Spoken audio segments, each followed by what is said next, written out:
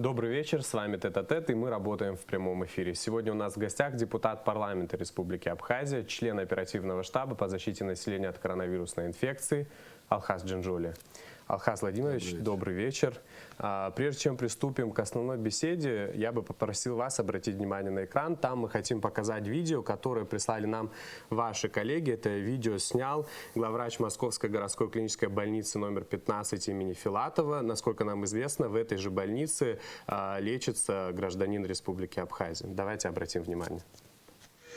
В последнее время очень много в отделении реанимации нам привозят молодых пациентов в крайне тяжелом состоянии, которым требуется проведение искусственной вентиляции легких. Реанимации работают в загруженном режиме. Пациентов, повторяю, очень много, и с каждым днем становится все больше и больше. Особенно молодых пациентов в возрасте в районе 40 лет, которых привозят уже в тяжелом состоянии. Избежать можно только этой ситуации только одним способом.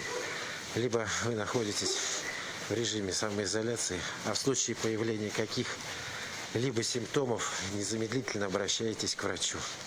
Прекратите лишние контакты, тогда возможно будет избежать и тяжелого состояния такого, и попадания в реанимацию.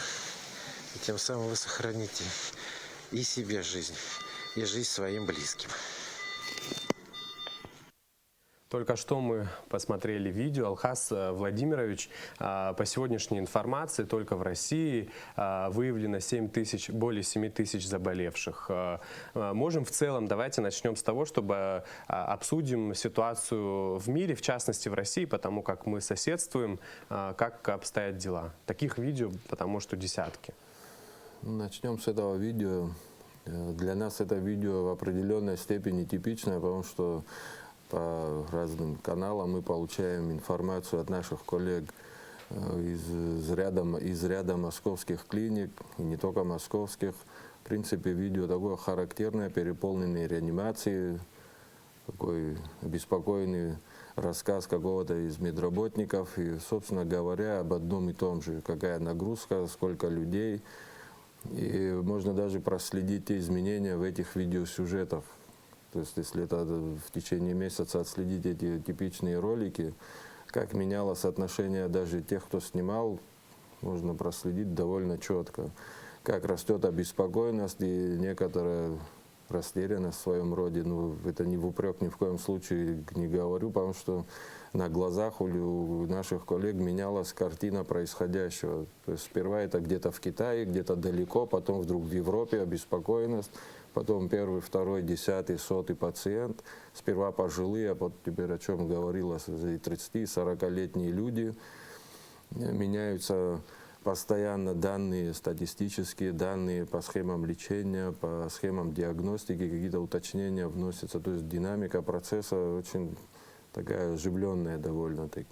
Что касается статистики, если начать с мировой статистики, перевалило число выявленных больных за 3 миллиона 100 тысяч человек, погибших 223 тысячи, если я не ошибаюсь. Выздоровевших сейчас точно не скажу, но их чуть меньшее число, чем погибших. Там нет, вру, извините, около миллиона человек излечившихся. Говорить о точной статистике в этих условиях ни в одной стране мира пока не приходится, потому что ни в одной стране мира не обеспечен достаточный уровень выявления этой инфекции. То есть ни одна система здравоохранения ни одной страны пока еще не сказала, что мы достаточно обеспечены тест-системами, средствами защиты, и что мы готовы побороть эту инфекцию в любом ее объеме. К сожалению, это такие реалии. Мир столкнулся с такой новой, неожиданной, если хотите, проблемой. Ну, Алхаз Владимирович, получается, что в соседней России, это совсем близко с нами, буквально бушует коронавирус. У нас же 29 апреля было заседание Координационного штаба по защите населения от коронавирусной инфекции, и ряд ограничительных мер были сняты. То есть с 1 мая заработают салоны красоты, магазины непродовольственного типа. Интересно лично ваше мнение. Понятно, что государство пытается балансировать, пытается помочь гражданам с экономической точки зрения, но насколько это безопасный путь, и не преждевременны ли послабления?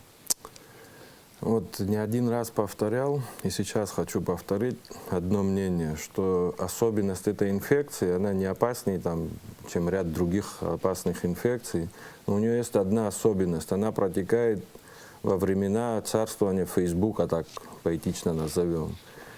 И обеспокоенность в обществе растет в геометрической прогрессии. Я думаю, что те первые шаги, которые были приняты нашей страной еще в отсутствии ни одного, вернее, не было выявлено случая подтвержденного заболевания. Мы уже тогда, если вы помните, вводили ограничительные меры, а впоследствии был введен режим ЧП. Оценивать ситуацию могут исключительно специалисты в этой области. Исключительно доктора, исключительно эпидемиологи, инфекционисты.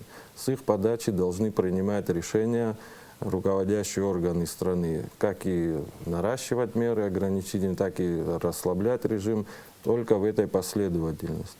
Сложившееся в нашем случае благополучие, боюсь, поверьте, что мне хочется не меньше кого-то, чтобы все это прошло мимо нас, но боюсь, чтобы оно не оказалось мнимым благополучием. Для этого надо вспомнить, почему я говорил о Фейсбуке. Общественное мнение во многом у нас формируется благодаря соцсетям. Проследите за тем объемом информации, часто ничем не подтвержденной или фейковой, как ее сейчас называют, которая накручивает общество, настраивает его фактически против государства и, самое главное, против мер, принимаемых государством. Нет полного понимания, нет полного, некрасивое слово, но подчинения в экстренной ситуации, не вижу в нем ничего зазорного. Прошел практически месяц, сейчас, может, ошибаюсь в датах, появился всем известный тогда больной, потом супруга, потом эта несчастная, скончавшаяся пожилая женщина. Все это прошло как вихрь, все, мы успокоились, можно расслаблять меры.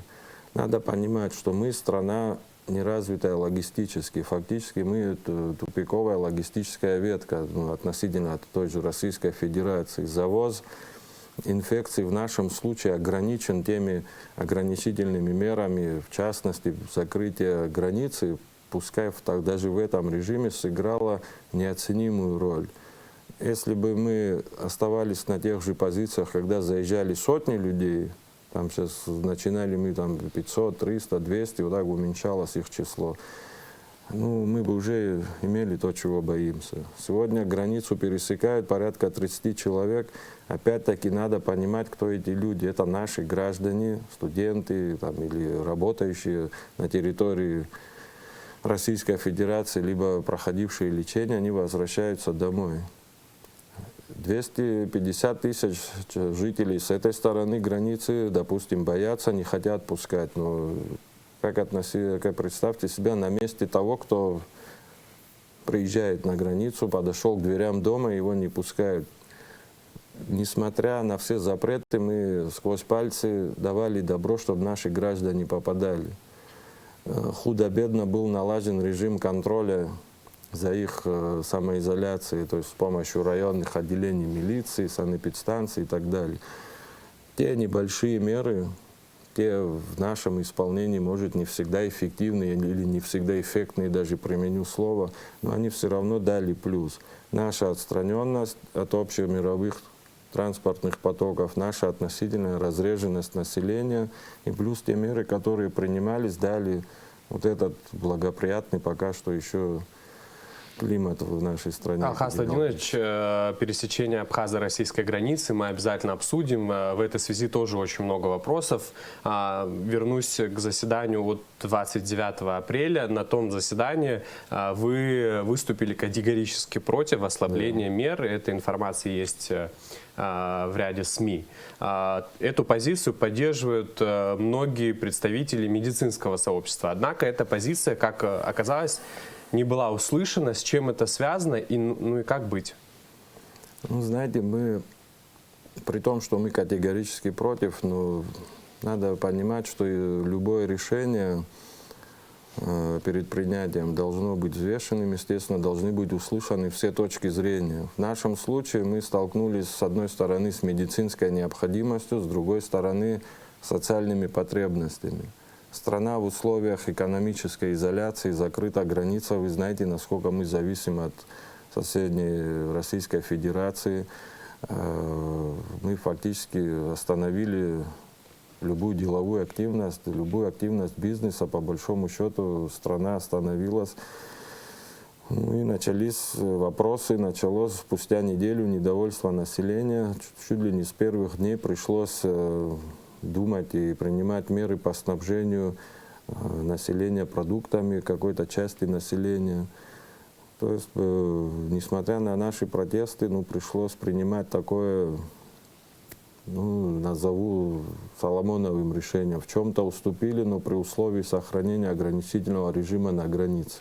Это было категоричным мнением, никаких послаблений, сохранить хотя бы вот ту позицию, которая есть. Алхаз Владимирович, не могу не спросить. Получается, что меры такие ограничительные, послабления у нас, получается, работают рынки, работают салоны красоты, спортзалы и так далее. Там большое количество объектов. Очевидно, что населению необходимо выходить работать. Понятно, что руководство также пытается, как я уже говорил, выше балансировать.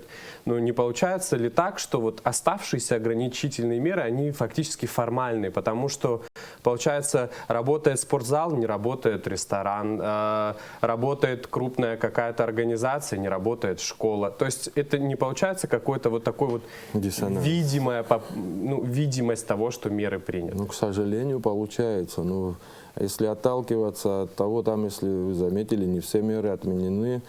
То есть исходили из того, что там, где наблюдается максимальное скопление населения, рынок приходится исключать. В наших условиях рынок это нечто большее, чем там в Москве или где-либо. То все вероятные возможности скопления людей пока еще запрещены. То есть культовые массовые мероприятия, спортивные и так далее. При этом никто не отменял режима самоизоляции, никто не отменял призыва к населению, в конце концов, уберечь самого себя, не выходить из дома без лишней необходимости. Не знаю, в конце концов, у нас большая часть населения проживает и в сельской местности, да и в городе. Многие проживают в собственных домах. Не все, конечно, к сожалению, но есть хоть двор, есть возможность выйти, подышать воздухом. Мы просто запутались. Получается, мы не знаем, что можно, что нельзя. Вроде на работу уже выходить нужно, а нужно при этом находиться на самоизоляции. То есть я имею в виду, население находится... Повторю еще раз.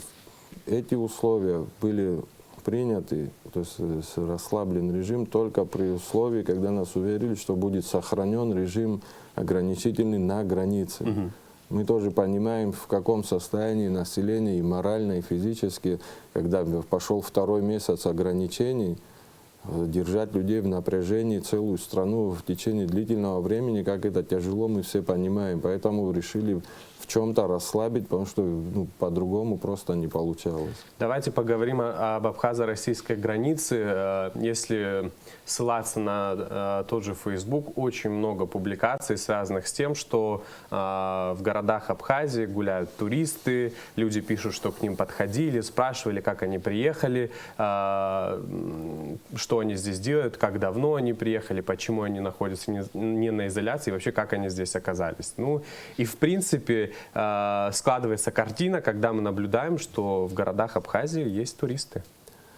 Знаете, мы занимались этим вопросом, пытались выяснить в Гаграх, в Сухуми, кто эти люди, откуда они. Как нам удалось выяснить, достаточно большая часть людей, еще заехавших до закрытия границы, ехавших целенаправленно на длительный срок, остающихся здесь в частном секторе, мы не можем им показать на дверь, извините, люди здесь находятся, и в конце концов мы тоже не звери, они фактически прошли карантин и обсервацию, то есть они сейчас не представляют угрозы. С другой стороны, заезжает какое-то количество, постоянно перемещается через границу российских военнослужащих и членов их семей. У нас, как вы знаете, немалое количество служит на базах, размещенных на территории. с этими людьми мы тоже не можем препятствовать ни въезду, ни выезду. Что Ну касается... хорошо, они въехали, но они же обязаны соблюдать вот 14-дневный Они, как уверяло карантин. нас командование, они соблюдают у себя на базах. Они, честно говоря, и сами были и напуганы, и заинтересованы, и соблюдают от рядового до командного состава. Что касается тех категорий людей, не входящих в эти указанные, я не могу комментировать, откуда они берутся. Очевидно, что они здесь есть. Очевидно, что это вопрос уже не к штабу, а к специальным службам, занимающимся охранным режимом на границах. Не хочу при этом быть некорректным и бездоказательно это заявлять, но это тот случай, когда лучше перепугаться и наговорить лишнего, чем не уследить за ситуацией. На том же заседании министр внутренних дел Рауль Смыр, заявил о том, что более 400 человек находятся на самоизоляции. Как это контролируется, где именно они находятся на самоизоляции? Значит, наша эта схема вот была выстроена оперштабом, значит, погранотряд фиксирует данные всех пересекающих границу наших граждан, получает их паспортные данные, место проживания, телефон. Эти данные передаются в МВД, которое в свою очередь их рассылает по районным отделениям милиции и город Сухум. Значит, там силами участковых, либо силами городского отделения они проводят обзвон, выезды, проверяют соблюдение режима, плюс к этому подключены районные врачи санэпидслужбы. То есть это удается контролировать? Совместными усилиями, поверьте, удалось сделать многое. Но эта работа, может, не так видна, не так разрекламирована, но она проводится на самом деле. Лично в этом участвовал, лично звонил, мучал наших сотрудников. Ну, действительно, люди делают и днем, и ночью ездят, выезжают, реагируют на сигналы. Алхаз Владимирович, как только была объявлена пандемия, у нас было введено чрезвычайное положение,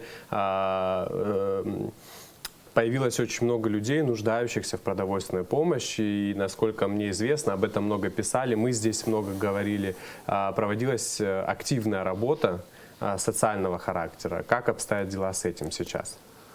Ну, все, наверное, помнят, когда в начале всей этой кампании наши бизнесмены создали такую организацию, фонд «Мы вместе», потом подключились наши диаспоры. Они сфокусировались на обеспечении наших медицинских нужд в лекарственных препаратах и медоборудовании. Параллельно, значит, наши граждане, многие из них, кстати, пожелали остаться анонимными, организации, опять-таки члены диаспоры, они начали сбор денег, некоторые сбор продуктов. Эти продукты собирались, потом с помощью фондов, там тот же КИАРАС, там и ряд других организаций, с помощью государственной службы, теперь уже Минсоц отдельно, опять он стал на днях, отдельной организации, было произведено такое выстраивание системы, что ли. Сперва выявили списки нуждающихся, потом по возможности снабжали этих людей а где-то месячным запасом продуктов. То есть составлена продуктовая корзина, и удалось снабдить порядка 2 с чем-то тысячи семей, остро нуждающихся в этой помощи. Это люди, которые социально незащищенные слои, которые без этой пандемии постоянно им оказывалась помощь, тянули как могли этих людей, разные фонды, добрые люди, как говорится. А сегодня их проблемы стали еще острее, за что всем помогавшим огромная благодарность и от нас, и, естественно, от этих людей. Но у нас за плечами только месяц этой кампании. Впереди еще непонятно 2 недели или месяц ограничительного режима. То есть мы еще пока не можем расслабляться, и помощь оказывать нашему населению пока еще придется. Ресурсов на это катастрофически не хватает. Экономическую ситуацию в стране и, главное, в мире, наверное, описывать не надо. В любом новостном канале описывается состояние дел в экономике большинства стран. Она для нас самое главное у нас, ну и, соответственно, в России. Ну, надеюсь, будут найдены пути, которыми мы сможем как-то решать эти вопросы. Очевидно, что давать какие-то точные прогнозы крайне сложно, наверное, даже может быть и невозможно. Но наверняка какая-то работа в этом направлении проводится. Вы можете рассказать нам, как прогнозирует развитие событий оперативный штаб? Ну, наш прогноз, он во многом связан с прогнозами как ВОЗа и, самое главное, для нас с прогнозами Российской Федерации. То есть мы постоянно получаем эти данные, например, от Московского департамента здравоохранения интереснейшие данные приходят. В целом по России, как неоднократно озвучивалось, они ожидают выхода на так называемое плато, то есть замедление темпов прироста заболевших к середине мая. То есть они достигнут пика, стабилизируют ситуацию. Но это не значит, что все потом пойдет на спад, это будет выравнивание вот этого прироста. Больные останутся, прибавка ежедневная пока будет в тысячах исчисляться. Хочу заметить, прежде чем говорить о прогнозах, в апреле месяце еще выступал Владимир Владимирович Путин, и когда он говорил о переносе парада Победы после 9 мая, если вы заметили, он даже не упомянул возможное время его проведения. То есть даже в Российской Федерации людям трудно прогнозировать ситуацию. Это специалисты, это институты, мощнейшие коллективы. Даже там не могут составить четкий прогноз, когда это все закончится. Нам тем более это трудно прогнозировать. Мы тоже ориентируемся, почему была названа на этом заседании координационного штаба дата 15 мая. Это ориентировочный срок, очередная такая отчетная точка, после которой будет приниматься решение либо о продлении мер, ослаблении или усилении. Все покажет эпидситуация. Ну, точно не снятие, да? Вы как раз сейчас не сказали. Если меня спросить, нам придется просто весь май потерпеть еще этот режим, как минимум. Алхаз Владимирович тоже громкие обсуждения вызвал вопрос возвращения наших курсантов. Как-то оперштаб в этом вопросе был задействован? Насколько это безопасно? Как это будет контролироваться, их возвращение, размещение, самоизоляция? Значит, что касается курсантов, исполняющий обязанности министра обороны сообщил нам, что 270, если я не ошибаюсь, курсантов военных учебных заведений. Большинство из них планируют сюда вернуться в разные сроки, потому что их отпускают с учебы в разные сроки. Не будем забывать, что уже и лето на носу, сами вузы заинтересованы в их отправке домой. В нашем случае все эти ребята наши, они будут помещены в обсервационные учреждения. В данном случае головным обсервационным учреждением становится Айтар, гостиница Айтар. Будет налажен регулярный рейс автобуса дважды в день. С границы будут доставлять всех в Айтар. Там налажено дежурство наряда милиции, дежурство медиков. Первые завтра ожидает приезда ребят с Питера. Они будут протестированы, будут находиться на территории Айтара под наблюдением. В случае необходимости, если у кого-то появится, как и у любого другого пересекшего границу, это не надо фокусироваться на слове «курсанты», как и у любого другого, мы, напомню, должны всех считать потенциально зараженными людьми, потенциально, не обязательно зараженными. В случае появления каких-то признаков заболеваний, тут уже включается медицинская последовательность и этапная их госпитализация. А ежедневно оперативный штаб информирует население о текущей ситуации. На сегодняшний день, к счастью, нет ни одного выявленного заболевшего коронавирусной инфекцией. Но насколько этой информации можно доверять, я не имею в виду, что оперштаб вводит в заблуждение. Я имею в виду, насколько эта система выявления заболевших, она работает. Можем ли мы уверенно говорить о том, что вот эта картина соответствует реальной картине? Вообще, как это происходит? Как выбирают людей, которых тестируют? Встречный вопрос, а насколько мы можем ей не доверять? Или доверять, как ты сказал? Ну, вот об этом как раз мы должны ей доверять. В стране присутствует с первого дня, практически у нас были несколько сотен тестов ПЦР, методом ПЦР. Это наиболее адекватный золотой стандарт диагностики коронавирусной инфекции. Дает ответ тестирования это в течение 6 часов. все эти мифы про зараженные палочки, тест-системы, я сейчас не могу комментировать, это вообще это не поддается никакому комментированию.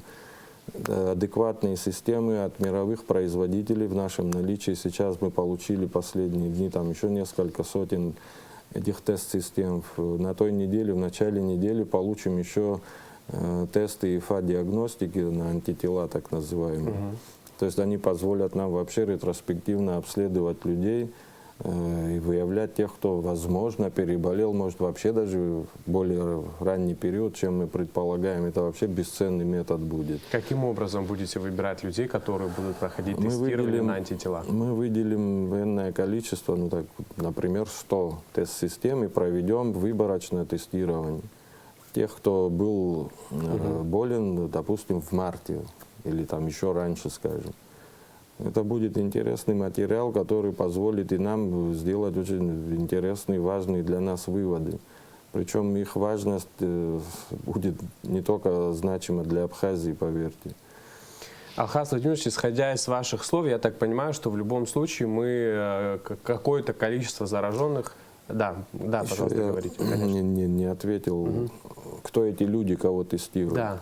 Это люди, кстати, те, которые обращаются с подозрительными симптомами самоизоляции. Человек заметил у себя какие-то неблагоприятные признаки, он пришел, обратился. Это те, кто находится в стационарах, когда врачи обычных стационаров что-то заподозрили, вызывают эти бригады по забору.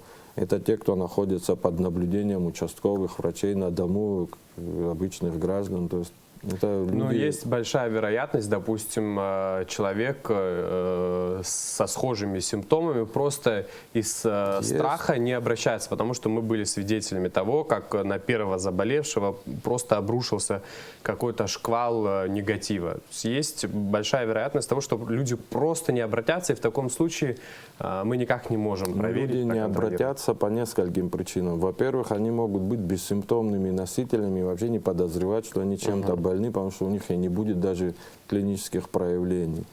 Что касается первого заболевшего и, слава богу, выздоровевшего сейчас человека, это, конечно, нелицеприятная была картина, но здесь надо признать, это, видимо, наша недоработка. Понимая, какая напряженность в обществе, какой уровень, прямо назовем, страха, надо было усилить разъяснительную работу, санпросвет работа, та, что проводилась всегда в советские времена, если от них отталкиваться. Вот здесь, согласен на критику, мы не доработали, не дообъяснили населению, чего бояться, как себя вести.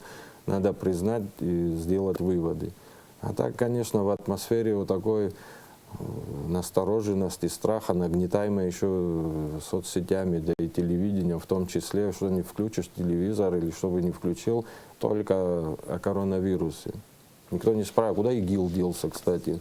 Сдуло ветром, все, нет проблем там. И вот это нагнетание обстановки приводит к такому общему психическому состоянию общества, когда малейший всплеск каких-то... Ну, на сегодняшний день абхазская реальность, мне кажется, например, совсем другая. Если выйти на улицы наших городов, улицы, в принципе, города живут своей привычной жизнью, там за исключением каких-то, каких-то сфер жизни, там, я имею в виду рестораны, которые сейчас не работают. Получается, что мы, в принципе, живем своей повседневной жизнью. Насколько это может быть опрометчиво с нашей стороны, или же мы идем вот правильным путем, не боимся, хотя вот вы говорите, что мы боимся, а мне кажется, что не совсем. Как вы вот можете вот это прокомментировать? Ну, не хочу накаркать, очень все быстро изменится, как появится 5-10 больных в больницах. Я думаю, все очень быстро изменится. Вы имеете в виду, люди сядут по общее домам? настроение, конечно. Пока человек не увидит то, чего он должен бояться, сколько ты ему не говори, он, не увидев этого воочию, не поверит.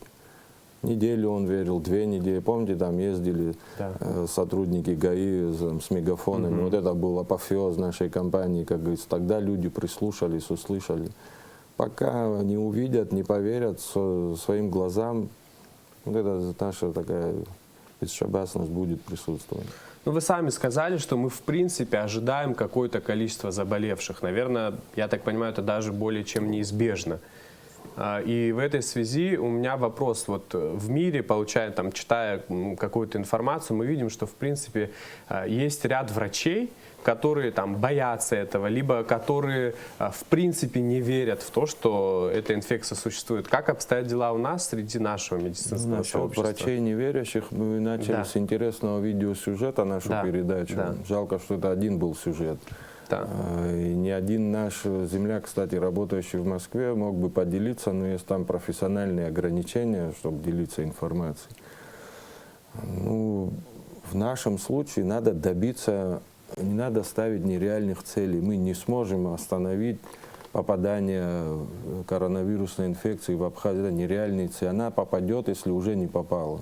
Главное добиться ее плавного вот этого набора заболеваемости, без вот этого взрывного роста, взрывного заполнения больниц со всеми вытекающими последствиями. Если мы сможем добиться вот этого появления, не надо паниковать, спокойно принять это, система будет налаживаться по ходу их попадания. Кстати, как мы бы ни строили, ни планировали, жизнь все равно подсказывает, где у нас будут пробелы. Лишь бы не вызвать взрывного роста заболеваемости. Все наши меры обращены именно на это. Мы не остановим ее, она придет, если уже, повторюсь, не пришла. И лишь бы вот сглаженно мы прошли бы этот период, пусть он будет вытянутый по времени, пусть мы будем долго с ней бороться, но лишь бы не было взрывного роста. Иначе не хочется об этом говорить, но, видимо, в какой-то момент приходится. Иначе нам это грозит потерей от нескольких сотен наших граждан, жизни этих людей, несколько десятков, возможно, медработников. Ну, если у нас есть такой риск даже, я не говорю о том, что это случится, дай Бог, чтобы этого не случилось, но если есть даже риск, малейшая возможность, я думаю, мы должны принимать все возможные ограничительные, предохранительные меры. Как можно сидеть и обсуждать, да у нас ничего не будет, сидя на диване. А когда это взорвется ситуация, потом первое, что мы начнем делать, это паниковать, а потом искать виноватых, когда это никому уже не нужно. Лучше подготовиться и встретить все достойно. Но мы не готовимся. Как нам начать готовиться к этому? Как нам к этому прийти? Получается, что мы наоборот, вместо того, чтобы самоизолироваться, мы наоборот все открываем, все начинает работать. Саид, мы же с вами, давайте вспомним, мы бедная страна. У нас нет таких финансовых, в конце концов, ресурсов, чтобы посадить людей дома и выплачивать им пенсии, зарплаты, помочь бизнесу, остановить там кредитные выплаты и так далее, и так далее. У нас просто нет на это денег. Те деньги, которые есть и были собраны, они были потрачены на огромной стоимости оборудования и лекарств, на приобретение огромного количества средств защиты, которых все равно не будет хватать, не дай Бог, если понадобится. То есть здесь надо адекватно относиться. Самое главное, чего мы должны придерживаться, как и лучшее лечение, это быть рассудительными, не терять рассудок, без эмоций относиться к ситуации. Ладно, сегодня мы вот так повели себя, если что-то случится, у нас есть ряд мер расписанный вполне. Без остановки занимаемся совершенствованием так называемой маршрутизации, постоянно какие-то проблемы, пробелы, которые приходится в ручном режиме решать, исправлять и так далее, как-то совершенствовать систему. Это при том, что еще сейчас, в данный момент этих больных, слава богу, нет, но в надежде, что их и не будет, но тем не менее это все как-то постоянно, эта система живет и совершенствуется. Ну, в первые недели была проблема с больными другими заболеваниями. То есть мы слышали, видели различные публикации о том, что вот заболевший человек там какой-то другой хроникой не может попасть в больницу, ему не оказывается помощь. Как сейчас обстоят с этим дела? Насколько тут удалось разрешить эту проблему? Так или иначе эти проблемы решаются. Так или иначе все, кто нуждается в выездном лечении, там по договоренности как-то получают эту возможность. Ну, вообще-то надо вспомнить первые послевоенные годы, когда вообще не было и не на что было ездить. Лечились мы здесь, я не говорю, что это хорошо, но просто вот этот трудный момент приспособления к этим сегодняшним реалиям, если они продлятся. Жизнь заставит, мы приспособимся, и худо-бедно мы это все переживем. Все будет у нас, дай Бог, лишь бы вот не было этого взрывного роста, мы переживем эту ситуацию. Надо быть просто вот чуть-чуть серьезнее, чуть-чуть рассудительней, что ли. Из одной крайности не впадать в другую. Вот сегодня вирус, завтра его нет, все, поехали дальше, ждем курортный сезон. Кстати, по курортному сезону не хочешь задать вопрос? Курортный сезон у нас под большим вопросом, это теперь как врач могу посетовать. И, наверное, еще больше расстрою наших зрителей. Ну, как быть, большие проблемы в Российской Федерации по поводу выпустить или не выпустить граждан за рубеж Российской Федерации. Эти люди, сидевшие на карантине, выйдут на работу, они должны успеть заработать, чтобы с чем-то поехать на Ну, раз вы заговорили о курортном сезоне, до этого вы говорили о каких-то послаблениях, которые там должны делать банки и так далее. У нас огромное количество, у нас тысячи людей работают в сфере туризма. Оперативный штаб, координационный штаб, там, руководство. Сейчас, если мы понимаем, что сезона не будет, сейчас ведется какая-то подготовительная работа к тому, чтобы обезопасить, облегчить, что ли, существование в эти периоды. Ну, подготовительная работа, если сейчас говорить о финансах, это немножко не ко мне вопрос, но тем не менее, тысячи людей, да, это тысячи проблем, и вообще какой год нас ждет, теперь можно предположить, насколько это будет трудно финансово. Что останется от нашего бюджета при таком вот течении событий, трудно даже предугадать сейчас. Кто сегодня может быть уверен, что у нас благополучно пройдет этот курортный сезон, на который мы так надеемся, а внутренний рынок, торговля, все стоит. Трудно здесь прогнозировать. Опять-таки, часто приходится применять это слово «а вот если», «а вот если», «а вот понятно, если». да. Но эту ситуацию ни мы, ни одна страна в мире не может сегодня до конца года распланировать. Надо готовиться и к худшим сценариям, как бы быть готовыми. Дай Бог, чтобы не пришлось их внедрять в жизнь. Но если уже вернуться к самой инфекции, коронавирусу, ежедневно, я так понимаю, дополняется информация. Это такой стандарт лечения заболевших коронавирусной инфекцией. Этой информацией наши врачи обладают. Откуда вы эту информацию получаете? Как идет эта работа? Да. По лечению постоянно на связи с российскими докторами, с вузовцами на связи. С нашими ребятами, кстати, работающими в российских клиниках, это как бы отдельный источник информации. Данные меняются, конечно, те препараты, на которые возлагались огромные надежды в начале кампании, сегодня уже под вопросом. Изменилось отношение к антибиотикотерапии, изменилось отношение к применению ИВЛ, сейчас это всем известное слово стало. В какую сторону? Что значит изменилось отношение к ИВЛ, когда мы, извините, с первых дней говорим о том, что нам необходимо, и вот наши бизнесмены купили порядка 60 аппаратов, они теперь не нужны? Они не нужны, они, конечно же, нужны, они обязательно нужны. Я имею в виду, это, может, я сейчас по-медицински рассуждаю, применение ИВЛ, его показания сужены, длительность его по возможности должна быть укорочена. Во-первых, меняются данные о самом вирусе.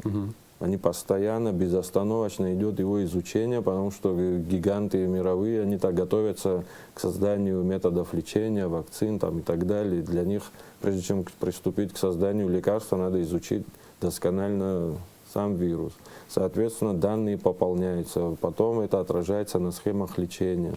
Например, антикоагулянтная терапия, сейчас это такой специфический термин, но касающийся свертывания крови, сейчас становится одним из важнейших признаков. И главное, спустя месяц, вот, например, в контакте с российскими коллегами, да и не только с ними, главный вывод: каждому больному подходить индивидуально, не стандартизированное лечение. Собственно, это и без ковида было понятно, но сейчас и это стало очевидным и доказанным.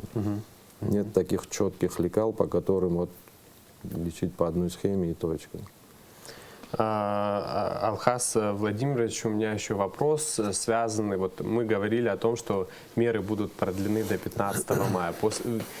Ведется ли работа какая-то, может быть, консультативная с тем, что делать, например, с абитуриентами, выпускниками школ, университетом, там им нужно закончить школу, поступить в университет, кому-то поступить в школу. То есть вот огромный пласт проблем. Вот тут какая-то работа ведется? Насколько нам говорили специалисты из сферы образования, для них это тоже, конечно, как вы говорили, гигантская проблема. Но максимум, что они могут сделать, это, конечно, сдвигать время экзаменов. И с пониманием относятся как и школы, так и вузы. И не только в Абхазии, но и, кстати, в России, куда многие из наших ребят планировали поступить.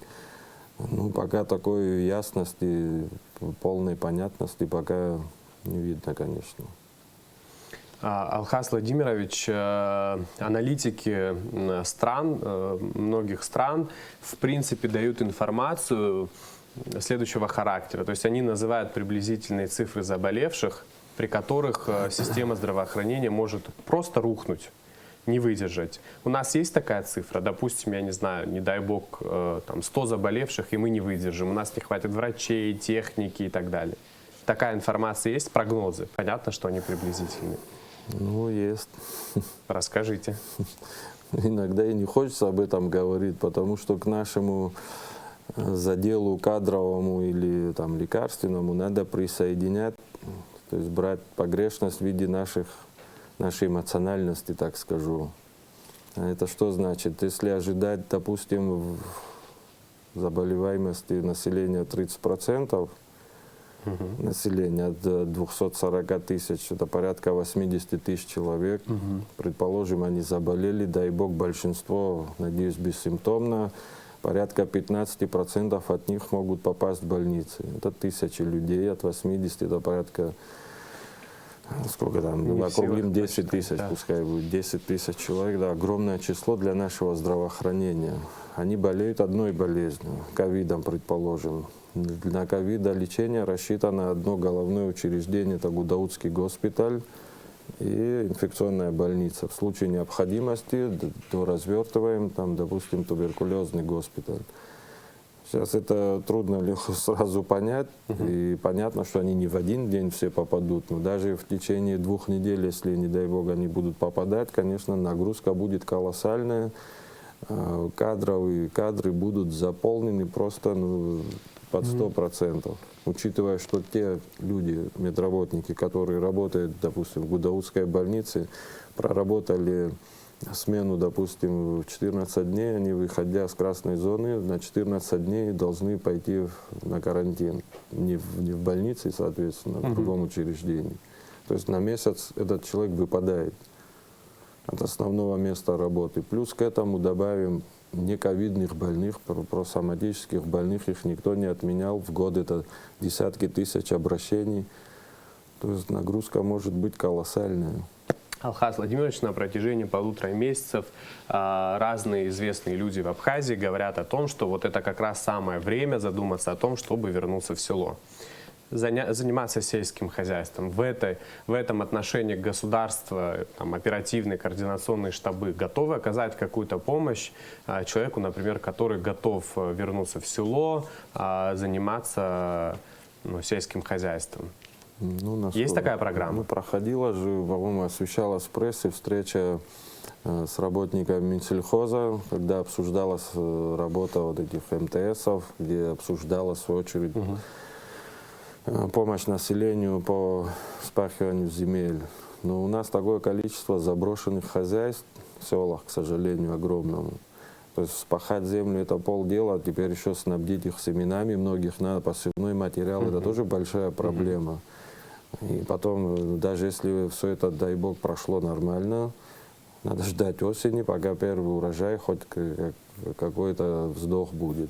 Хочу напомнить, что сразу проблемы, копившиеся многие десятилетия, не разрешить это однозначно. Надеюсь, всем сегодня стало просто очевидно слово «безопасность» для страны во всех его проявлениях. Продуктовая безопасность, информационная безопасность и вообще слово «стратегия» и «планирование». Сегодня просто они вот на поверхности лежат, все ошибки, копившиеся в нашей стране, все послевоенные годы, вот сейчас при серьезном кризисе, они просто вот кричат об этом. Если бы мы задумывались об этом раньше и создавали бы запасы зерновых культур, стратегические запасы, если бы у нас всегда были бы запасы, да и минздравовские запасы на случай, не дай бог, войны или вот как сейчас эпидемии, нам сегодня было бы в разы легче.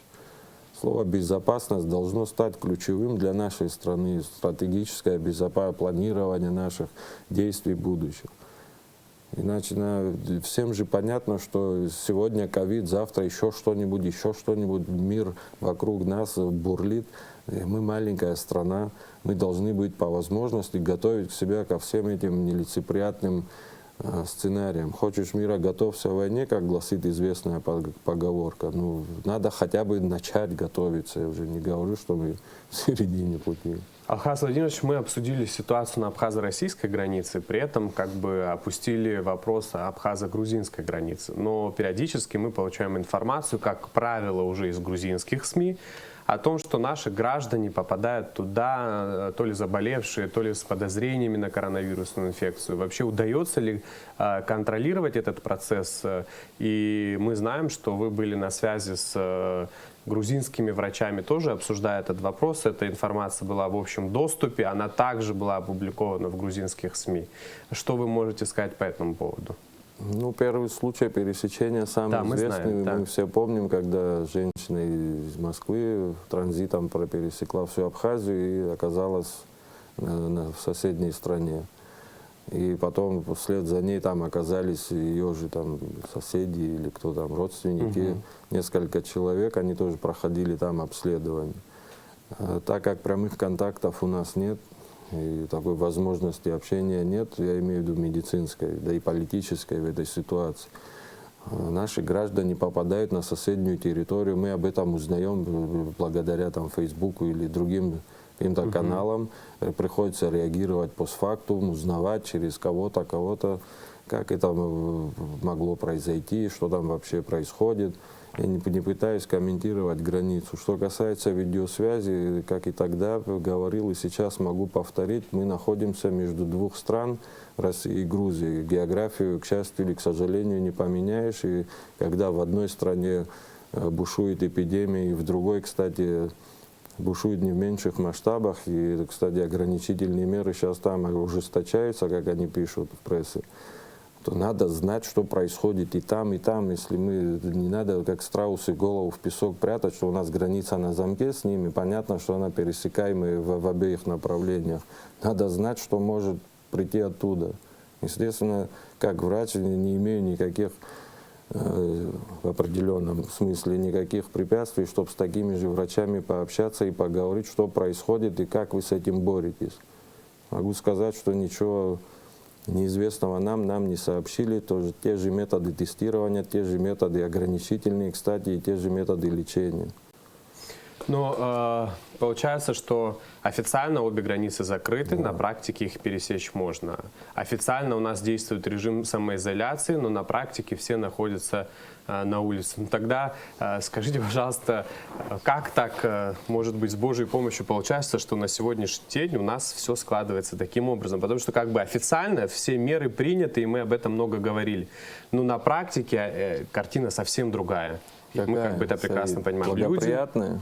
Нет, я ни в коем случае не готов оценивать, благоприятное или нет. Ты об этом мне сложно озвучивал, говорить. что люди гуляют, у них хорошее настроение, прекрасное, и слава Богу. Конечно, люди работают. Это все складывается вот из этих полумер, как мы их называем. Да, вот об этом я их как все раз эти ограничения давали те маленькие плюсики, которые привели сегодня, образно говоря, к хорошей погоде. Если мы не делали этого в течение месяца, я даже боюсь подумать, что у нас здесь было бы, начиная с первого гагринского больного, я даже не говорю об этой транзитной проехавшей, так назовем, транзитом женщине.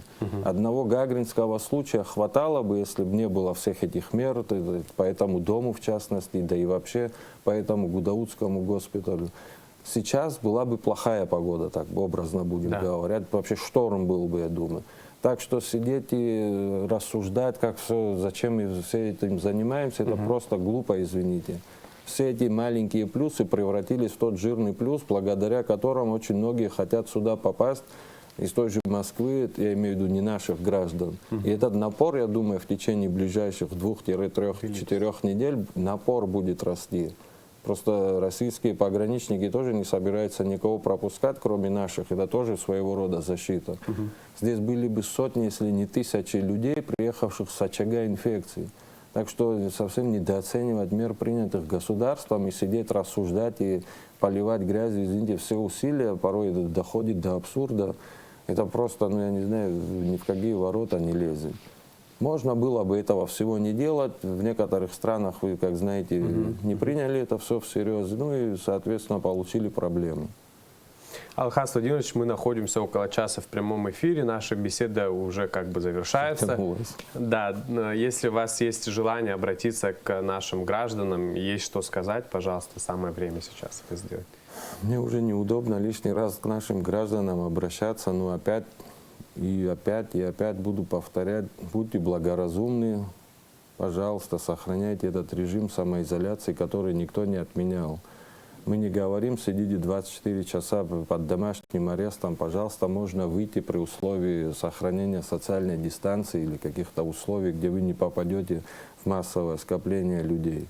Я призываю наше государство, также и руководство всех уровней относиться серьезно к этой ситуации, к возможным рискам.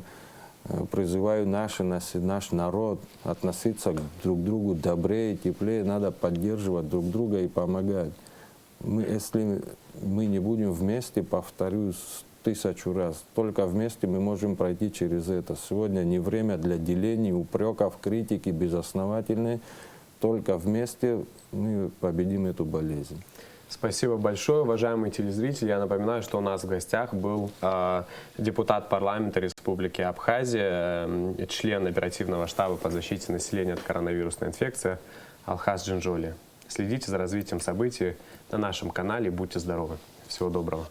До свидания.